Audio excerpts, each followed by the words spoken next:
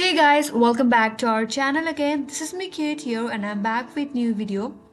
And in today's video, I will be showing you how to log into Axiom employee account. So without any further ado, let's get started with this video. First of all, on your desktop, open up any web browser that you're comfortable with. Then on the search URL, type in Axiom employee login. Then press enter on your keyboard. That will take you to multiple search results.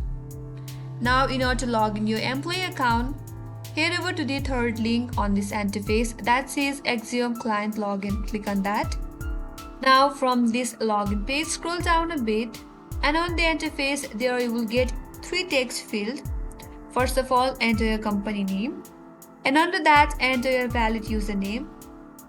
Then again, enter your correct password. If you are done typing in your company, your username and your password, then click on login button and on the next page, you will log into your employee account. And that's how you can log into Axiom employee account.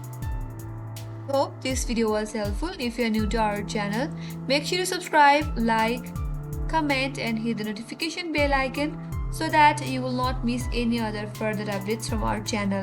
Thanks for watching. I will see you on next video.